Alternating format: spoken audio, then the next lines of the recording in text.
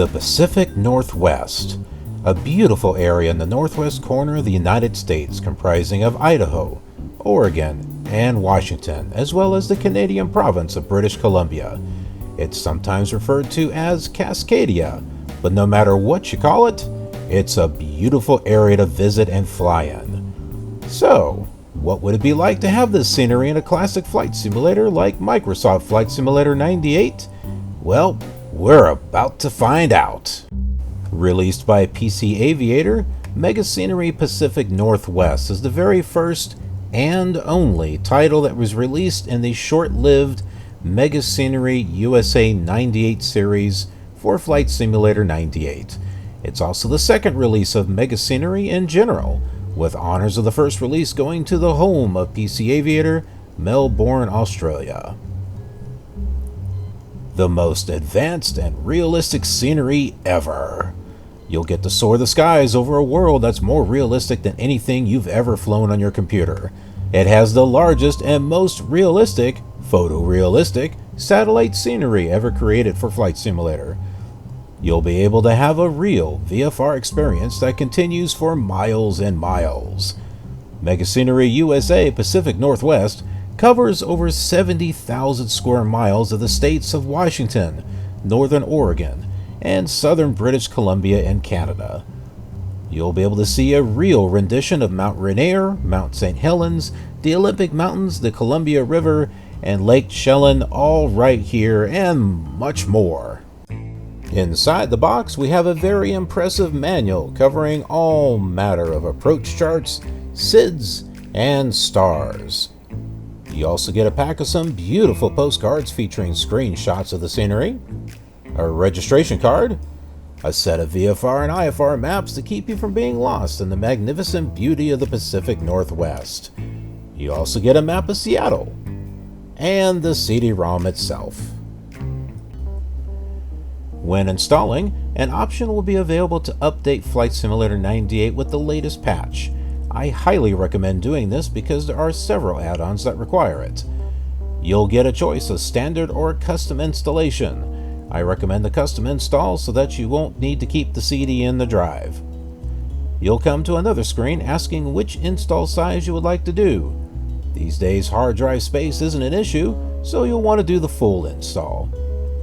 You can choose to install this scenery not only for Flight Simulator 98, but also Flight Simulator 95 and Combat Flight Simulator. You'll then come to the installation path option. I recommend leaving this the way it is. I tried changing it to something else and I wound up with fatal errors in Flight Simulator later. Just leave it as the default location, click Next, and go out for a nice lunch. You'll have time.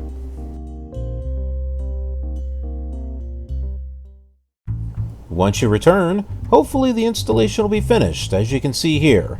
You can then boot up Flight Simulator and savor the beauty that is about to behold your eyes. You can select a flight in the Pacific Northwest by choosing an option that starts with PNW, and then prepare yourself for what you're about to see.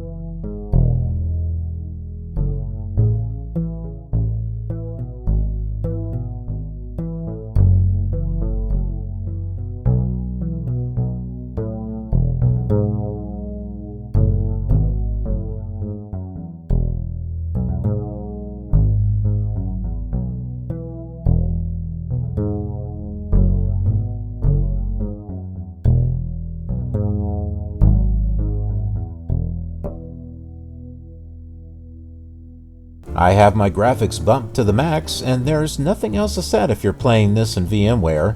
Frames per second don't take much of a hit, if any at all.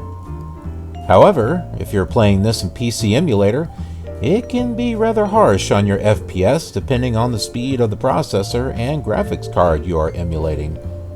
It also has trouble rendering textures further out in the distance, whereas VMware was marginally better.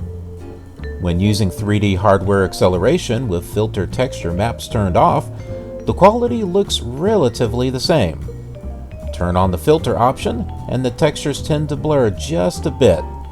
Turn on MIP mapping and then it looks like a smeared watercolor painting. Here's another comparison.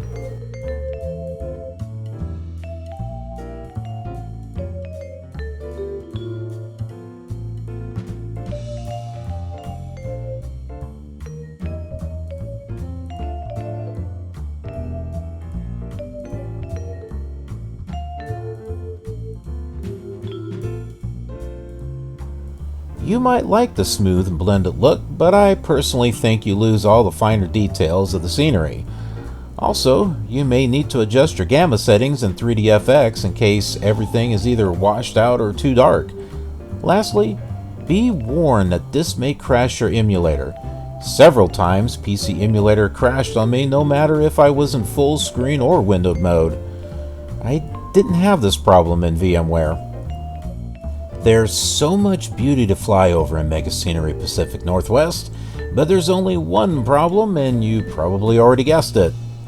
Yep, the brutal border of the photorealistic scenery next to the default scenery of FS98. I don't like borders, whether here or in the later versions of MegaSceneryEarth. It's coarse and rough and irritating, and it gets everywhere. So, what do I think of this offering of MegaScenery for FS98, and is it worthy of your collection? I paid $20 for my copy, and I've got to say that I'm just blown away by this amount of detail in Flight Simulator 98. It's a shame that we never got to see the rest of the United States covered, but understandable since new versions of Flight Simulator came out every other year. Although the harsh border of the photo scenery and default scenery is a bit of an eyesore, you could also see it as a sign of something awesome coming your way. And that's what this is. Awesome! So if you're a fan of photorealistic scenery or orthophotos and want to get back into some classic flight simming, then MegaScenery Pacific Northwest is something you'll definitely want to snag when you get the chance. If you like this scenery review of Flight Simulator, I've also got these you can watch. I release a game review every week, so be sure to subscribe and ring the bell so that you'll be notified of the next one. I also do live streams over on Twitch, so follow me there and say hi. I love to interact with my viewers. Thanks so much for watching, and I'll see you again soon. Have an awesome killer day.